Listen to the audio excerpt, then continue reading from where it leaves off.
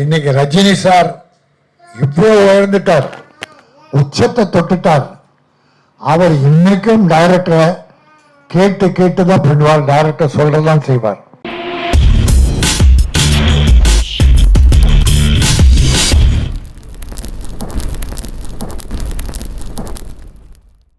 முடிச்சுட்டு ரிலீஸ்க்கு வந்து அவங்க கிட்ட ரிக்வெஸ்ட் பண்ணி கேட்ட ஒரே விஷயம் என்னன்னா, ஆமாம், இது வந்து ஒரு ஆல்பம் சாங் சார், எங்களோட independent album song, Jain music அப்படிங்கிற சேனலுக்காக பண்ணுறது. இதில் ப்ரொமோஷன்ஸ் அப்படிங்கிற விஷயத்தில் நீங்கள் வாங்க இன்ஸ்டாகிராமில் வந்து ரீல்ஸ் போடுங்க, அந்த மாதிரி எதுவுமே நாங்கள் கேட்கல. சோஷியல் மீடியாவில் இந்த போஸ்ட்டு, இந்த ஃபோட்டோவை நீங்கள் போஸ்ட்டாக போட்டால் போதும் அப்படிங்கிறத நம்ம கேட்டிருந்தோம் ரெண்டு பேர்கிட்டயுமே. அதுக்கு தான் சரியான பதில்கள் இல்லை அவங்கக்கிட்ட. ரெண்டாவது, ஹீரோ சொன்னது என்னன்னா, இந்த போஸ்ட் போடுறதுக்கு பதிலாக நாங்கள் ஷூட்டிங் ஸ்பாட்ல வந்து இங்கே ஃபோட்டோ எடுப்போம் சார், நம்ம மேக்கிங் வீடியோ ஃபோட்டோஸ் எடுப்போம், அந்த ஃபோட்டோவே எனக்கு கொடுங்க, நான் வந்து அதை அவரோட சோஷியல் மீடியா பேஜஸ்ல போடுறேன்னு சொன்னார். அது எப்படி எனக்கு சாங்கோட ஜென்ரேஷனாக மாறும் அப்படின்னு கேட்டிங்கன்னா, அது கண்டிப்பாக மாறாது. அது அவரோட ப்ரொஃபைலை உயர்த்திக்கிறதுக்கான ஒரு விஷயம் தான். ஏன்னா அதில் லோகோ இருக்காது, பாட்டோட பேர் எதுவுமே இருக்காது. அதை நாங்கள் கொடுக்க முடியாதுன்னு சொல்லிட்டோம். இப்போ அவர் வச்சிருக்க ஒரே ஒரு பதில் என்ன அப்படின்னா, நான் உங்ககிட்ட ஃபோட்டோ கேட்டேன்னு நீங்கள் கொடுக்கலையே, அது இந்த ஃபோட்டோ இல்லை, நாங்கள் ஷூட்டிங் ஸ்பாட்டில் எடுத்த ஃபோட்டோ, அதை நம்ம வச்சு ஒன்றும் ப்ரொமோஷன் பண்ண முடியாது. டைரக்டர் என்ன, அதாவது ஒரு படத்தின் டைரக்டர் அவர் தான் captain of the ship. Producer அவருக்கு மேலே முதல்ல அவர் இருந்தால் தான் ப்ரொடியூசர், டைரக்டர், நடிகர், டெக்னீஷியன்ஸ் எல்லாம் வர முடியும். அதனால் ஒரு படத்தின் தயாரிப்பாளர் தான் முதல். அடுத்து அவருக்கு பெரும் துணையாக இருப்பவர் அந்த ப்ரொடியூசரை காப்பாற்றுகின்ற முழு பொறுப்பு captain of the ship, director. Director என்ன சொல்கிறாரோ அதைத்தான் நடிகர்கள் செய்யணும். இன்னைக்கு ரஜினி சார் இவ்வளோ உயர்ந்துட்டார், உச்சத்தை தொட்டுட்டார். அவர் இன்னைக்கும் டைரக்டரை கேட்டு கேட்டு தான் பண்ணுவார், டைரக்டர் சொல்றதான் செய்வார். இன்றைக்கு விஜய் ஒரு தலைவர் வந்துட்டார், ஒரு கட்சிக்கு 69 படம் நடிச்சிட்டார். ஆனா அவரும் டைரக்டர் சொல்ற, அஜித் சார் யாரோ எல்லா ஹீரோக்களும் டைரக்டர் தான் மெயின். டைரக்டர் என்ன கேட்கிறாங்களோ அதை முழுமையா செய்து முடிக்க வேண்டியதுதான் ஒரு நல்ல நடிகனின் பொறுப்பு, தலையாய கடன். டைரக்டருக்கு வந்து நடிகர்கள் வந்து டைரக்ட் பண்ணக்கூடாது, ஒன்றும் தெரியாது.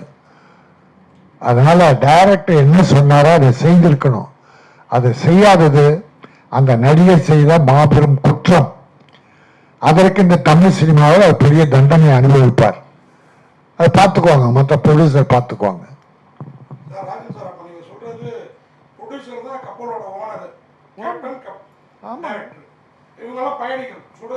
இல்லைப்பா, நான் விரும்பி ஒரு படம் எடுக்கணும்னு வந்தேன்னா முதல்ல பணம் வேணும். அந்த பணத்தோடு யார் வராங்களோ அவங்க தான் ஃபர்ஸ்ட். நான் இந்த டைரக்டரை ஃபிக்ஸ் பண்ணுறேன், அந்த டைரக்டர் கதையை எல்லாம் பேசி யார் ஹீரோ, யார் ஹீரோயின், யார் கேமராமேன் டைரக்டர் ஃபிக்ஸ் பண்ணலாம். தயாரிப்பாளரை கன்சல்ட் பண்ணிட்டு பிறகு அவர் தான் ப்ரொடியூசருக்கு நம்பிக்கையாக நடந்துக்கணும். அதாவது கணவன் மனைவி, மனைவி டைரக்டர், கணவன் முதலாளி மாதிரி. அவர் சம்பாதிச்சு கொண்டு வந்து என்ன வேணுமோ வீட்டுக்கு கொடுத்தா அந்த அம்மா சமைச்சு எல்லா ருசியான உணவை மக்களுக்கு கொடுப்பாங்க. அதனால ப்ரொடியூசர் சம்பாதிச்சு கொண்டாந்து டைரக்டர்கிட்ட கொடுத்தா அவர் ஒரு நல்ல சமையலா அறுசுவை விருந்தா படத்தை தயார் செய்து மக்களுக்கு விருந்தளிப்பார். அப்படிப்பட்ட 100% பொறுப்பு டைரக்டருக்கு உண்டு.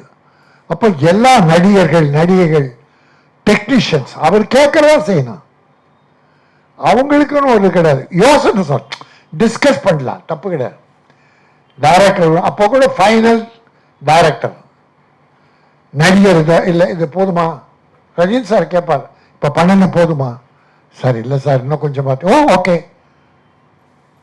உச்சம் தொட்ட ரஜினிகாந்த், சிவாஜி சார், உலகத்தில் சிவாஜிக்கு ஈக்குவல் நடிகர் இல்லை, அவரு டைரக்டர் கேட்பார், என்ன போதுமா, வேற வேலை பண்ணலாம் அப்படின்னு கேட்பாங்க.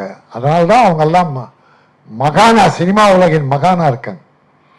ஆனால் ஒன்றுமே இல்லை, பிக் பாஸில் 100 நாள் சமாளிக்க முடியாத ஒரு அறகுறைகள் அங்கே போய் டைரக்டரை மனவேதனைப்படுத்தி, ப்ரொடியூசரை மனவேதனைப்படுத்தி, இப்படி ஒரு ப்ரெஸ் மீட்டில் எங்களெல்லாம் கூப்பிட்டு எங்களை வேதனைப்படுத்தி, ஏன்னா எல்லாரும் நல்லா இருக்குன்னு நினைக்கிறோம். இப்போ அந்த தம்பி ஏதோ சொன்ன கோபத்தில் சில சொன்னேன், பட் அந்த தம்பியும் வளரணும், புத்தி மாறணும், நல்ல புத்தி. எல்லாரும் நல்லா இருக்கணும், நம்ம நம்பி படம் எடுக்கிறாங்க, அவங்க இந்த ப்ரொடியூசர் நல்லா இருக்கணும், டைரக்டர் நல்லா இருக்கணும்னு தான் நீயே நல்லா இருப்ப, நடிகை எல்லாருக்கும் அதான் என்னுடைய கருத்து. ஆகவே captain of the ship, producer first, அடுத்தது கேப்டன் ஆஃப் தி ஷிப், முழு பொறுப்பும் டைரக்டருக்கு தான். அவர் சொல்றது தான் செய்யணும். இது எனக்கு புதுசா இருக்கு, நடிகை. இப்போ ஒரு ஆடியோ ஃபங்க்ஷன் பார்க்குறோம், கலந்துக்கிறோம், நீங்கள்லாம் வரீங்க, ப்ரெஸ் பீப்புள் சகோதரர்கள்லாம் வரீங்க. வந்தால் டைரக்டர் ப்ரொடியூசரு எல்லாரையும் விட்டுட்டு நடிகரை மட்டும் கூப்பிட்டு தனியாக ஃபோட்டோ ஷூட் பண்ணுறேன். எத்தனையோ ஃபோட்டோ எடுக்கிறீங்க, விதவிதமாக எடுக்கிறீங்க. அப்போ அது யாருக்கு ப்ரொமோஷன்? செலவு பண்ணுற ப்ரொடியூசருக்கு இல்லை, தன் மூளையை முழுமையாக பயன்படுத்தி படம் எடுக்கிற டைரக்டருக்கு இல்லை, நடிகைகளுக்கு தான். மொத்த ஆடியோ ஃபங்க்ஷனில் கூட அந்த பண்ணுற செலவு பூரா யாருக்கு போகணும்னா ஆடியோ ஹீரோயினுக்கு தான். அதனால அவங்களுக்கு தான் பேர். அப்போ அந்த படம் சக்சஸ் ஆச்சுன்னா டைரக்டர் சம்பளம் ஏற்றுறாரோ இல்லையோ, அந்த ஹீரோயினையும் சம்பளம் ஏற்றிக்கிறாங்க.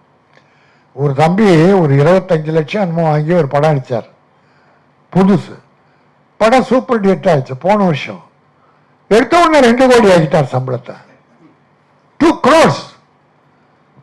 முதல் படத்தில் 25 கூட கிடைக்கும், இவர் கொடுத்துருப்பாரு. அவர் ஹீரோவை நடிக்க நான் ஒரு 10 லட்சம் 20 கொடுத்துருக்கலாம், சும்மா சொல்கிறேன். ஆனால் அடுத்து அந்த படம், ஒரு படம் வெற்றி பெற்றது, சம்பளம் 2 கோடின்னார். இப்போ யாருக்கு லாபம்? அந்த ப்ரொடியூசர் எங்க? அந்த டைரக்டர் பேர் எங்க? ஏதோ படம் நல்லா இருந்தால் 2 ப்ரொடியூசர் 2 டைரக்டர் கிட்ட போவாங்க. இதுதான் இன்னைக்கு சினிமா.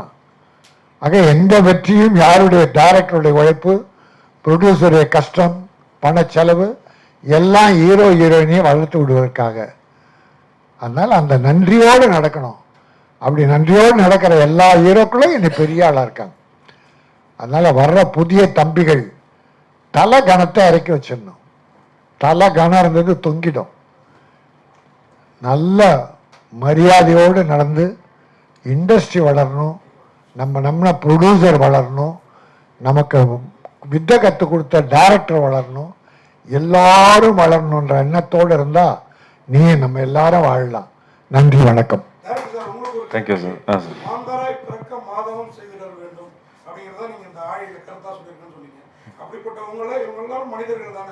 ஆமாம் சார். இல்ல, ஆமா, அது பாடம் அப்படிங்கிறது ஒன்று இருக்குல்ல சார், நம்ம கத்துக்கக்கூடிய பாடத்துல நம்ம அனுபவம் கிடைக்கும்ல. ஸோ இது ஒரு புது அனுபவம் எனக்கு.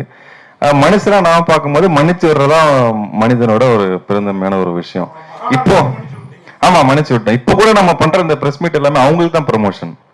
அந்த பாட்டு வெளியாகி சக்சஸ் போச்சுன்னா அவங்களுக்கு தான் பாப்புலாரிட்டி கிடைக்கும்.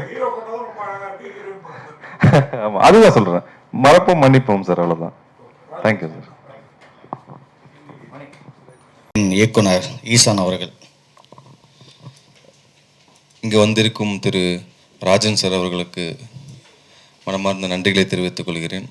இந்த ஆழி பாடல் வெளியீட்டு விழாக்கு அவரோட நேரத்தை ஒதுக்கிட்டு இங்கே வந்திருக்காங்க. ஸோ அதுக்காக ரொம்ப நன்றிகள். ரொம்ப நன்றி சார், தேங்க்யூ ஸோ மச். நீங்கள் வந்ததுக்கு ரொம்ப சந்தோஷம் எங்களுக்கு. ஓரிரு வார்த்தைகள் இப்போ சார் பேசுவாங்க ஆழி பாடலை பற்றி.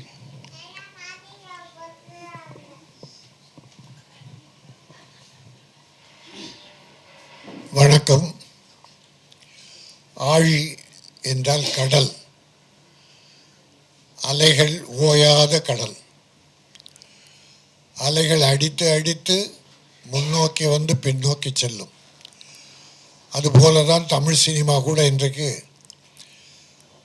துன்பங்களாலும் துயரங்களாலும் சில நேரங்களில் இன்பங்களால் அலை மோதி கொண்டிருக்கிறது.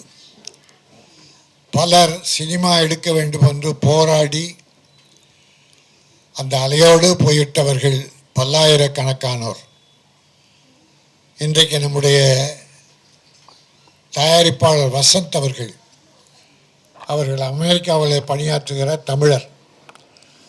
தமிழ் திரையுலகின் மீது பற்று கொண்டு தமிழ் படம் எடுக்க வேண்டும் என்ற ஆசையில் அதற்கு முன்னோட்டமாக ஒரு பாடல் தயாரித்திருக்கிறார்.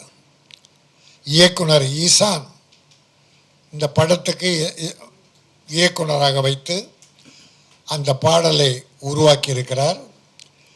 இசையமைத்தவர் நம்முடைய லட்சிய நடிகர், திராவிட முன்னேற்றக் கழகத்து வலுப்பெற்று விளங்க அண்ணா காலத்திலே கூட இருந்த புரட்சி தலைவர் எம்ஜிஆர் போலவே லட்சிய நடிகர் எஸ் ராஜேந்திரன், அவருடைய பேரன் ஆரியன் இதற்கு இசையமைத்திருக்கிறார். பாடல்கள் கேட்டேன், மிக நன்றாகவே இருக்கிறது. ஆழி என்கிற தமிழ் பெயர், அற்புதமான பெயர் தாங்கிய அந்த பாட்டு தமிழின் பெருமையை சொல்லுகிற, இயற்கை வளத்தை சொல்லுகிற ஒரு நல்ல பாட்டாக அமைந்திருக்கிறது. அது தமிழர்களின் உள்ளங்களை தொடும். தமிழர்கள் அந்த பாடலை கேட்டு இன்புறுவார்கள், மகிழ்வார்கள். அதில் நடித்த கதிரவன் கதாநாயகனாக அடுத்து எடுக்க படத்தில் அவரை கதாநாயக போடுவதற்கும் நமிதா கிருஷ்ணமூர்த்தி என்கிற நடிகை, அவர்களுக்கு எதுவும் முதல் பாட்டு படமே சின்ன சின்ன வேஷங்களில் பண்ணுவாங்க. இவர் பிக் பாஸ்ன்னு ஒரு விஜய் டிவியில் ஒரு கால் பகுதி தலையை காட்டு ஓடி வந்தவர். அதோட முடிச்சிட்டாங்க பாதியோட. ஆனால் அவங்க ரெண்டு பேரையும் வச்சு ஒரு பாடல் அற்புதமாக எடுத்திருக்காங்க. ஆனால் அந்த பாட்டு ப்ரமோஷனுக்கு அவங்க ரெண்டு பேருமா இருந்தால் இன்னும் கொஞ்சம் தூக்கலாக இருக்கும். வேற ஒன்றும் அவங்களால ஒரு பலனும் கிடையாது. ப்ரொடியூசரால் தான் நடிகர்களுக்கு பெரும் பலனை தவிர நடிகர்களா ப்ரொடியூசருக்கோ இயக்குனருக்கோ எந்த பலனும் கிடையாது. ஆனால் இந்த இயக்குனர் ஈசான் கொஞ்சம் கஷ்டப்பட்டு நல்ல மாதிரி அந்த படம் எடுத்து அந்த ப்ரமோஷனை கூப்பிட்டா வர்றதில்லை. ப்ரமோஷன் வர்றதுக்கு ரூபாய் கேட்குறாங்க. பாட்டில் நடிக்கிறதுக்கு ரூபாய் கொடுத்தாங்க, ரைட். ப்ரமோஷன் பண்ணுறது அவங்க புகழுக்கு தான். இந்த பாட்டோட இந்த ப்ரமோஷன் பண்ணால் அதுவும் அவங்களுக்கு ஒரு ப்ரமோஷன். அவங்க பேர் உயர, அவங்க பேர் நாட்டு மக்கள் அறிய, அது ஒரு பேர் உதவி. ஆனால் பாட்டில் நடிப்பதற்கும் பணத்தை வாங்கிட்டு நான் ப்ரமோஷனுக்கு போஸ்டர் போடுறதுக்கு எனக்கு பணம் வேணும், 1 லட்சம் வேணும், 50,000 வேணும்னா பாட்டு தயாரிக்கவே 50,000 தயாரிக்கிறோம். இதில் ப்ரமோஷனுக்கு வேறு 50,000 கேட்டால் இப்படிப்பட்ட கேவலமானவர்கள் தமிழ்நாட்டுக்கு தமிழ் படங்களை நடிக்க வந்துட்டா தமிழ் கதி என்ன? இவரெல்லாம் நடிகராக்கினா தமிழ் சினிமாவின் கதி என்ன? ஒரு பாட்டில் நடிக்கும் போது இவ்வளோ ஆணவம், அகந்த, திமிரு, ப்ரொடியூசரை வதைப்படுத்துறது, அவமானப்படுத்துறது, டைரக்டரை மதிக்கிறது இல்லைன்னா ஒரு படம் முழு படம் எடுத்து அது வெற்றி பெற்றா இவங்களால தமிழ் சினிமா எவ்வளோ வேதனைப்படும், எவ்வளோ நஷ்டமடையும். ஒரு பிக் பாஸில் ஒரு கால் பகுதியை கூட உள்ள இல்லாமல் டிஸ்கவுண்ட் பண்ணிட்டாங்க, வெளியே அனுப்பிட்டாங்க. அந்த தகுதியில் வச்சுக்கிட்டு அவரை போய் இவங்க ஹீரோவை போட்டு இந்த பாட்டு எடுத்ததே தப்பு. ஆனால் எடுத்துட்டாங்கன்னா அவர் எவ்வளோ நன்றியோடு இருக்கணும். அடுத்து அவரை வச்சு படம் ஹீரோ பண்ண நல்ல வேலை தப்பிச்சிங்க. இப்போவே அவர் புத்தி என்னன்னு தெரிஞ்சு போச்சு. நீங்கள் படம் முழுசாக அவர் செலவு பண்ணி எடுத்திருந்தா, இந்த பொண்ணு ஹீரோயினை போட்டு அவர் ஹீரோவை போட்டிருந்தா படம் முடிக்கிறதுக்குள்ள உங்களை என்ன அவஸ்தைப்பட வச்சிருப்பாரு, கதிகலங்க வச்சிருப்பாரு. பிறகு இந்த படம் வெற்றி பெற்றிருந்தா அவன் தலைகணம் ஏறி தமிழ் ப்ரொடியூசர்ஸே அவமானப்படுத்திருப்பான். இது நல்ல நேரம் உங்களுக்கு. இந்த ஒரு பாட்டோட அவருடைய ஆணவம் அகந்தையும் என்னன்னு தெரிஞ்சதால அவரை ஒதுக்கி தள்ள நீங்கள் மட்டும் இல்லை, இனி தமிழ் சினிமாவே அவங்க புக் பண்ணக்கூடாது.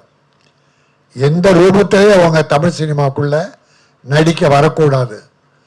அதை சில ப்ரொடியூசர்ஸ் பார்த்துக்குவாங்க. நான் வருத்தத்தை சொல்கிறேன், ஏன்னா இளைஞர்கள் வரணும். இந்த தம்பியை போல இந்த பெண்ணை போல உள்ளவங்க படங்கள் நடித்து பெருசாக வரணும்னு ஆசைப்படுறது, உற்சாகப்படுத்துவேன். நான் யாரையும் டிஸ்கரேஜ் பண்ணுறது, கெடுக்கணும்னு நினைக்கிற எண்ணம் நமக்கு கிடையாது. ஆனால் இப்போ இந்த ப்ரொடியூசர் இவங்க பண்ணியிருக்கிற அவமானம், கேட்ட பணம், ப்ரொமோஷனுக்கு பணம் கேட்டால் எவ்வளோ வேதனையாக இருக்குது. அதனால தான் இவங்க இனி இந்த தமிழ் சினிமாவில் தலை காட்டக்கூடாது, யாரையும் அவங்கள புக் பண்ணக்கூடாது. சின்ன வேஷமோ பெரிய வேஷமோ எதுலேயுமே அந்த கதிரவனையும் நமிதா கிருஷ்ணமூர்த்தி என்கிற அந்த பெண்ணையும் ப்ரொடியூசர்ஸ் யாரும் படங்களில் பேசவும் கூடாது, புக் பண்ணவும் கூடாது என்று வேண்டுகோளை வச்சுக்கிட்டு, ஆனால் இதே 2 பேரும் ஃபர்தராக கூட இன்னும் நாள் முடியல, இதே டைரக்டர் ப்ரொடியூசர்கிட்ட வந்து நான் ப்ரமோஷன் பண்ணி கொடுக்குறேன், தப்பு நடந்துச்சு மன்னிச்சிருங்க அப்படின்னு கேட்டு ப்ரமோஷன் பண்ணாங்கன்னா அடுத்த படத்தில் அவங்களே கூட ஹீரோவை போட்டு ஒரு அக்ரிமெண்ட் போட்டு பக்காவாக அக்ரிமெண்ட் போட்டு பண்ண வைக்கணும். அந்த அக்ரிமெண்ட்டை மீறக்கூடாது. நம்ம ப்ரொடியூசர்ஸ் பல பேர் இந்த அக்ரிமெண்ட் போடுறதில்ல. ஏதோ முதல்ல கொஞ்ச நாள் நல்லவங்களாக நடப்பாங்க, நடிக்க நடிக்க நாளாக நம்ம பணம் கொட்டி செலவு பண்ணி எடுத்த பிறகு அவன் தலை தூக்கிறான், நம்ம தலை வணங்குறோம். இன்னைக்கு எத்தனை ப்ரொடியூசர்ஸ் தன் சொந்த பணத்தெல்லாம் இழந்து அவஸ்தைப்படுறாங்க. பல 100 படங்கள் நீங்கள் ரிலீஸ் பண்ண முடியாமல் மிகவும் வேதனையில் ப்ரொடியூசர் இருக்காங்க. அதனாலும் நாங்கள் ஆடியோ ஃபங்க்ஷனில் பேசிகிட்டு இருக்கோம். ஆகவே இப்படிப்பட்ட நிலை இனி வரக்கூடாது. கர்வம் மிக்கவர்கள், ஆணவம் மிக்கவர்கள் தமிழ் சினிமாவை ஆக்கிரமிக்கக்கூடாது. இந்த 2 பேரும் கதிரவனும் நமிதாவும் மனம் திருந்தி தலகணத்தை குறைச்சி இதே டைரக்டர் ப்ரொடியூசர்கிட்ட ஒரு மன்னிப்பை கேட்டு ஃபர்தராக ப்ரமோஷன் பண்ணி கொடுத்தா அடுத்து இவங்களை இந்த தமிழ் சினிமாவில் வரவேற்பதற்கு நான் கூட சுபாஷ் செய்வேன் என சொல்லி, ஆழி கடல் அலை ஓய்வதில்லை, ஆனால் ப்ரொடியூசர்ஸ் நிலை மாற வேண்டும். அவருடைய மனம் மிக மிக வேதனையில் இருக்கிறது. பெரிய பெரிய கம்பெனிலாம் விட்டாங்க சினிமாவில். ரஜினி சார், சங்கர் இவங்க வச்சு படம் எடுத்த ஒரு மிகப்பெரிய கம்பெனியெல்லாம் இப்போ காணாமல் போச்சு. கார்ப்பரேட் கம்பெனிகள் எத்தனையோ வந்தது, அவங்க தான் இந்த கோடான கோடி பணங்களை உயர்த்தினது, சம்பளத்தை உயர்த்தினது. பட் அதில் பல கம்பெனிகள் இப்போ படம் எடுக்கிறது இல்லை. ஆக தமிழ் சினிமா அவ்வளோ வேதனையில் இருக்குது. அதனால் அடுத்து படம் எடுக்கிற நம்முடைய டைரக்டர் ஈசானும் தயாரிப்பாளர் வசந்த் அவர்களும் நல்லா யோசித்து சிந்திச்சு திட்டமிட்டு நல்லவர்களை கூட்டமைப்பு செய்து படங்களை எடுத்து வெற்றி பெற வேண்டும் என வாழ்த்தி என்னை அழைத்த நம்முடைய அருமை தம்பி PRO சக்தி சரவணனுக்கும், டைரக்டர் ஈசான், தயாரிப்பாளர் வசந்த், நம்முடைய இசையமைப்பாளர் நல்லா பண்ணியிருக்காரு ஆரியன் தான் SS ராஜேந்திரனுடைய பேரன், அவர் நல்லா பண்ணியிருக்காரு. பாடலாசிரியர் நல்ல வரிகளை தந்திருக்கார். அவர் எல்லாருக்கும் என்னுடைய வாழ்த்துக்களை தெரிவித்து தலைகணமில்லாத தமிழ் சினிமாவில் வளர வேண்டும், மற்றவர்களை வளர வைக்க வேண்டும், நாமும் வாழ்ந்து பிறரை வாழ வைக்க வேண்டும். அனைவரும் வாழ்க. நன்றி, வணக்கம்.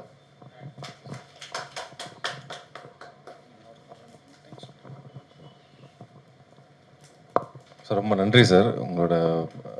உங்களோட பொண்ணான டைமில் எங்களுக்காக டைம் ஸ்பெண்ட் பண்ணது ரொம்ப சந்தோஷமாக இருக்குது சார் வந்தது.